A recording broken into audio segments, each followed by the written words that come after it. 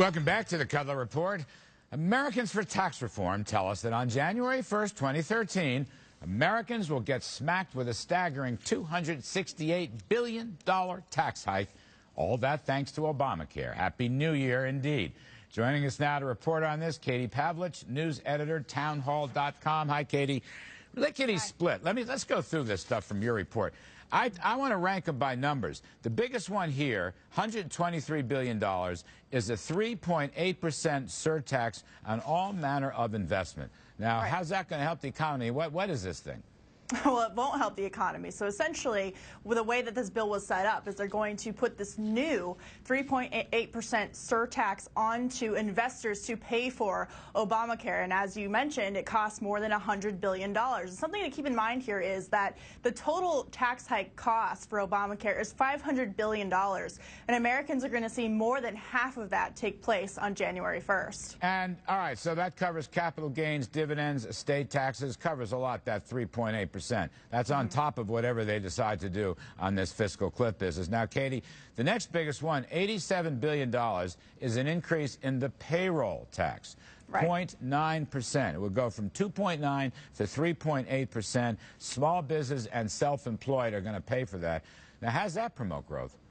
Well, it's exactly what conservatives and investors have been saying since Obamacare passed. It doesn't promote growth. In fact, it shrinks the economy. Because employers are now going to have to pay more in taxes to pay for their employees and to pay for Obamacare, they're going to be hiring less, which, of course, means that there's going to be less taxpayers because there's less employees. Just to stop there for a minute, Katie, why don't Republicans talk about this? In other words, when they talk about the fiscal cliff, the debate is about the upper brackets and the capital gains tax. Why don't they do the add-ons that you're doing on the Obamacare tax? Well, you know, I'm actually not sure about this. I'm not really, I'm pretty confused about why the Romney campaign didn't hit the Obamacare tax argument harder on the campaign trail, because the Supreme Court ruled it a tax for good reason. I mean, we've gone through the numbers here on your show, and the fact is that this hits small businesses and in return hits the middle class, the very people that these small businesses employ. The people who are going to get hit the hardest with most of the taxes, those making more than even $200,000 per year, are the ones employing the middle class that President Obama keeps propping up to get his agenda passed. All right, so now we got this $20 billion medical device tax. This has been around, and I believe you write that this will really crush medical innovation in the United States. Right.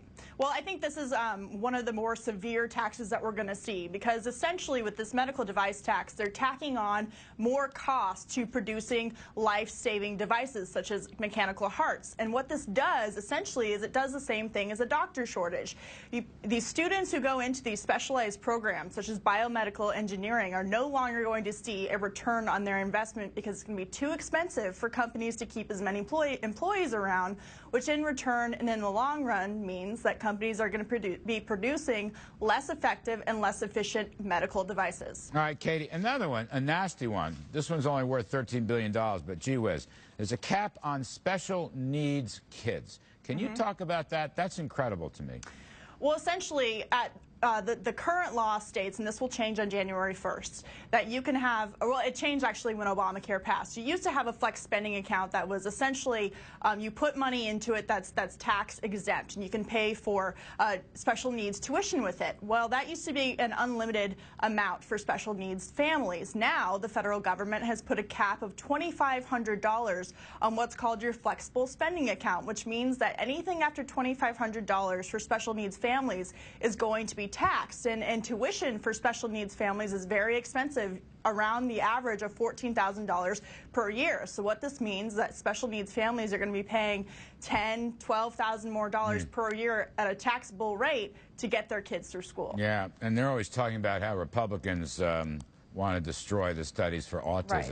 I mean, and they don't care, right? Right. Republicans don't care, but here it is in black and white in the Obamacare. Katie Pavlich, we didn't get to all the tax increases, but we appreciate it very much. Great to see you. Thank you so much for having me. All right.